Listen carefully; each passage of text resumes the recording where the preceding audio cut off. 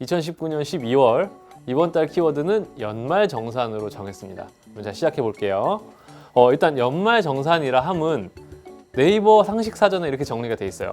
국세청에서 1년 동안 간이세액표에 따라서 걷어들인 근로소득세를 연말에 다시 따져보고 실소득보다 많이 걷어갔으면 그만큼 돌려주고 적게 걷었으면 다시 징수하는, 그러니까 추가로 더 받아가는 제도라고 쓰여 있는데 이 말이 어려워요. 근로소득세 어쩌고 나오니까 쉽게 생각을 하면 우리가 1년 동안 일하면서 월급을 받잖아요. 그 급여 받은 거에서 먼저 세금을 떼놨어요. 그걸 세금을 떼놓은 거를 이제 1년이 다 지났으니 정리해서 계산을 하는 거예요. 뭘 계산을 하냐? 기본적으로 우리가 일하면서 받았던 근로소득에 대한 거, 그러니까 소득에 대한 것들을 기본 공제도 해주고, 뭐 교육비, 신용카드 쓴 거, 보험료 낸 거, 그리고 또 뭐 세금 낸 거, 이런 거 저런 거 다 합쳐서 그걸 가지고서 다 정리. 그렇게 되면은 내가 월급 받은 그 금액 말고 실제 소득으로 계산되는 금액이 생기거든요. 그러면 이 소득 기준으로 해서 세금을 떼는 건데, 이렇게 실제 소득을 가지고서 세금을 계산을 하는 거예요. 그러면 우리가 원래 냈어야 하는 세금 금액이 잡히게 되겠죠. 근데 아까 뭐라 그랬죠?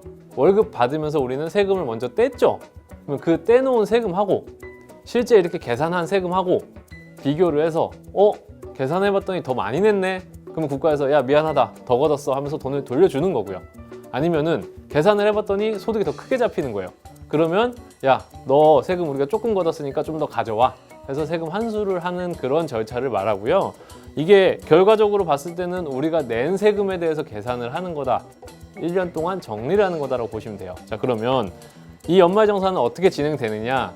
크마가 말하기를 회사에서 주는 거라 그랬어요. 그러면은 우리는 기본적으로 그냥 연말정산 간소화 서비스를 활용하시면 돼요. 홈택스.go.kr 들어가 보시면 이제 다 조회하게 돼 있거든요. 그럼 거기에서 조회되는 것들에 대해서 기본적으로 이제 회사에다가 회사 다니시는 분들은 자료로 제출하시면 돼요. 그걸 가지고서 내 소득이 얼마인지, 뭐 얼마의 세금을 또 내야 되는지가 계산이 되는 거고요. 근데 이거 귀찮다고 안 하시는 분들이 있거든요. 그러면 그냥 살면 안 돼요, 사실.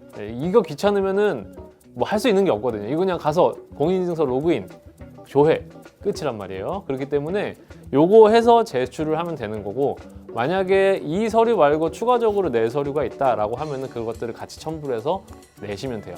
간단하죠? 자, 그러면 다 알아봤으니까 이제 주의사항을 좀 체크를 해볼 거예요. 주의사항이 뭐냐면 이게 연말정산 간소화 서비스가 사실 만능은 아니에요. 되게 잘 만들어놨어요, 국가에서. 그런데 거기에서 조회가 안 되는 항목들이 있거든요. 그러면 이런 항목들은 우리가 미리 같이 좀 챙겨놔야 세금을 더 돌려받을 수가 있거나 또는 우리가 굳이 안 내도 되는 세금을 줄일 수가 있겠죠. 그런 것들을 몇 가지 짚어드릴 거예요. 첫 번째는 장애인 보호구 구입 비용, 이런 부분들은 조회가 따로 안 되고요. 두 번째, 안경하고 렌즈 자주 구매하시는 분들이 있어요. 시력 교정용으로. 안경하고 콘택트 렌즈 구입 비용은 사실 연말정산 간소화 서비스에서 조회가 안 돼요. 그 비용이 많이 들어가시는 분들은 이런 거, 영수증이라든지 지출, 구입 내역서 같은 것들을 준비하셔야 되고, 자, 학생들, 이제 부모님들은 학생들 교복 사시잖아요. 교복 구입 비용은 따로 조회가 안 되거든요. 그래서 교복을 구입했다, 얼마에 구입했다라는 증빙 서류 준비하셔야 되고요. 종교단체라든지 뭐 시민단체에 이제 기부하시는 경우도 많잖아요. 그러니까 이런 기부금들은 어떻게 국세청에서 조사를 할 수가 없기 때문에 이런 기부금 내역서들도 따로 준비를 해주셔야 돼요. 이런 것들은 우리가 따로 준비하지 않으면 나라에서 챙겨주지 않기 때문에 미리 챙기시는 게 중요하고요. 그 다음에 조회되지 않는 항목도 있어요. 그러니까 뭐 카드 내역서 이런 건 다 조회가 되는데 않는 항목들, 이 항목들도 같이 챙겨 놓으셔야 우리가 세금을 더 돌려받을 수가 있겠죠. 뭐가 있느냐? 첫 번째, 일단 혹시 가족들이나 부양가족들 중에서 중증 질환 환자, 뭐 암이나 치매 또는 장애인이 있으신 경우들은 체크를 꼭 하셔야 돼요. 이 서류들은 연말정산 간소화 서비스에서 조회는 안 되는데 이런 분들이 가족 중에 있으면 의료비라든지 보험료라든지 인적공제를 추가적으로 받으실 수가 있어요. 자, 공제를 받는다라는 거는 우리 소득을 낮춰준다라는 거기 때문에 충분히 이런 부분들이 반영이 돼야 우리가 소득이 정상적으로 반영이 될 거고요. 두 번째, 월세 사시는 경우도 생각보다 많죠. 월세도 세액공제를 해요. 그러니까 낸 금액만큼 세금을 깎아주기 때문에 월세에 대한 증빙 서류라든지 이런 것들은 연말정산 간소화 서비스에서 조회가 안 돼요. 왜? 내가 뭐 전세를 사는지 월세를 사는지 알 수 있는 방법이 없잖아요. 그렇기 때문에 이 세액공제 받은 것들, 월세 세액공제 같은 경우는 간단하게 짚어본다라고 하면 내 월급이 7천만 원 미만이다 라고 하면은 다 월세에 대해서 세액공제를 받을 수가 있고요. 그 비율은 내가 낸 월세에 대해서 한 10%에서 12% 정도 세액공제를 해줘요. 그러니까 그만큼 세금을 깎아준다. 월세 얼마까지? 월세 300만 원짜리 사시는 경우도 있잖아요. 그러면 안 되고 총 월세 한도가 1년 한도가 750만 원까지는 세액공제를 받을 수가 있어요. 그러면 맥시멈 따져보면은 내가 월세를 한 달에 60만 원씩 내서 720만 원을 낸다. 근데 내 급여랑 구간을 따져봤을 때 10% 세액공제를 받는다. 그럼 700만 원의 10%인 72만 원을 세액공제 받을 수가 있는 거예요. 괜찮죠? 이런 거는 따로 챙기셔야 되고요. 마지막으로 이제 주민등록 등본이 안 나온, 그러니까 주민등록번호가 없는 상태에서 치료받았던 신생아들에 대한 치료비, 이런 것들은 이제 엄마들이 챙기시면 좋을 거고요.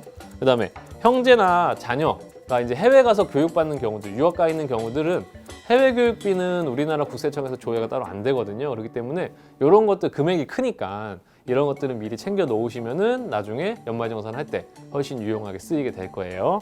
여기까지 알려드리는 게 주의사항을 알려드렸어요. 주의사항. 이런 부분들은 빼먹지 않았으면 좋겠다라고 하면 좋을 것 같고, 연말정산 잘하는 방법 알려드릴 거예요. 팁. 자, 첫 번째. 생각보다 안 하시는 경우도 많은데 가장 기본에 충실하셔야 되는 거는 홈택스의 연말정산 간소화 서비스를 꼭 활용하자. 이것만 하더라도 기본적으로 우리가 받을 수 있는 금액들은 다 책정이 된다. 두 번째, 신용카드 쓰시는 경우들은 신용카드 사용 금액에서도 공제가 되고 추가로 소득 공제되는 항목들이 있거든요. 뭐 예를 들어서 의료비, 병원비 쓴 것들, 또는 교복 구입비, 아니면은 이제 초등학교 이전에 뭐 유치원이라든지 그런 어린아이들이 학원 다니는 학원비 같은 것들은 신용카드에서도 공제가 되고, 그다음에 그렇게 따로 교육비로도 공제가 되고 두 개가 이중으로 돼요. 그렇기 때문에 팁을 드린다면 가급적이면 병원비 뭘로? 카드로. 그다음에 애들 유치원비도 카드로. 그러면 둘 다 공제가 되겠죠. 자, 아까 말씀드렸던 것처럼 월세는 세액 공제가 된다고 말씀드렸잖아요. 근데 내가 이제 주택자금, 예를 들어서 뭐 전세자금이라든지 주택 구매 자금에 대해서 이자 비용을 지불하는 것들은 소득공제가 또 해줘요. 그렇기 때문에 내가 지금 담보대출이라든지 전세자금 대출로 상환하면서 원금을 갚으면서 이자도 내고 있다라고 하면은 그 이자 내역에 대해서도 소득공제가 되니까 꼭 잊지 마시고요.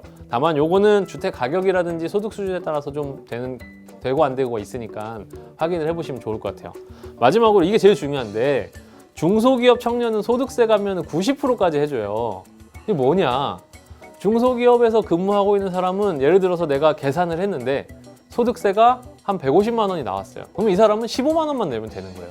그럼 결과적으로 135만 원 돌려준다라는 거거든요. 즉 과정을 다 거치고 난 다음에 결정된 세액에서 90% 정도는 감면을 해줘요. 이게 제일 커요.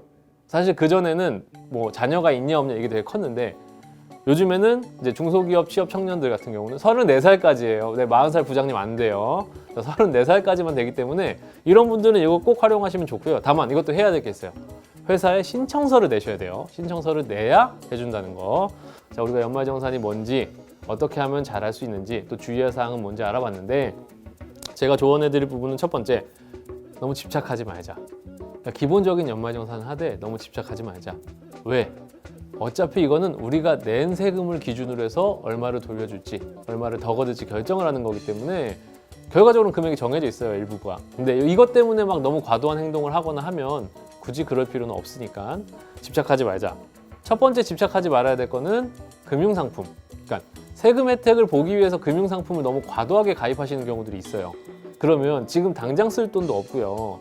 특히나 이게 세금 혜택을 주는 상품들 특성상 중간에 해지를 하거나 또는 찾을 수 없거나 또는 해지를 했을 경우에는 손해를 되게 크게 봐야 되는 경우들이 많거든요. 그렇기 때문에 너무 이 세액공제, 연말정산, 특히 이 시즌에 되게 마케팅이 집중될 수 있어요. 그렇기 때문에 굳이 이 세액공제 상품들에 너무 집착하지 말고 내가 저축계획 세워놓은 거에 맞춰서 준비를 하되 그 계획 안에서 세금 혜택 볼 수 있는 것들은 세금 혜택 볼 수 있게 가져가면 좋겠다. 첫 번째. 두 번째는 집착하지 말자. 두 번째. 자, 작년에 너무 세금을 환수당했다, 뱉었다라고 해서 이번 올해 난 다 쓰고 살 거야 하면서 세금 혜택 보려고 엄청 지출을 많이 하시는 경우들이 있거든요. 근데 이게 제일 멍청한 거예요. 왜? 금융상품을 활용하면 돈이 모이기라도 할 건데 이건 그냥 쓰는 거거든요. 근데 돈을 많이 쓰면 세금을 많이 돌려받는다? 그건 절대 비례하지 않아요. 내가 1,000만 원 쓰던 사람이 3,000만 원 썼다고 해서 세금을 2,000만 원 돌려받는 게 아니잖아요. 자, 이게 급여, 즉 연봉의 25% 초과 사용한 금액에 대해서 돌려줘요. 근데 그것도 그냥 그 금액을 돌려주는 게 아니라 계산을 해서 돌려주게 되고요. 그렇게 반영되는 금액의 한도가 300만 원이에요. 그러니까 내가 3,000만 원을 써도 세금 혜택으로 반영되는 금액이 300만 원이 반영되는 거고요. 300만 원 돌려받는 게 아니에요. 소득에 계산되는 금액이 300만 원인 거예요. 그렇기 때문에 내가 너무 많이 써서 세금 혜택을 보겠다?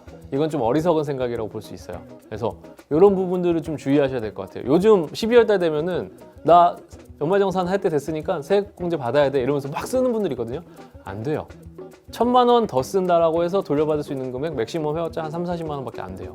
그렇기 때문에 차라리 한 300만 원 쓰고 700만 원 아껴두는 게 훨씬 이득일 테니까 너무 과한 소비는 지양을 하는 게 좋을 것 같아요. 자, 이렇게 정리를 해봤어요. 근데 제가 한참 설명을 드렸지만 그래도 좀 어려울 수 있고요. 그리고 이게 생각보다 상황이라든지 여건에 따라서 변수들이 좀 많기 때문에 나 이런 것도 궁금해요 하시는 분들은 댓글로 문의 주시면 댓글로 답변을 드리거나 또는 다음 달 월간 김성민에서 한 번 더 알려드리면 좋을 것 같고요. 자, 이번 달 월간 김성민 연말정산에 대해서 알아봤어요. 도움 많이 되셨나요? 다음 달에는 또 새로운 또 우리가 궁금한 키워드를 가지고서 2020년 1월 달 새해 월간 김성민으로 찾아뵐게요.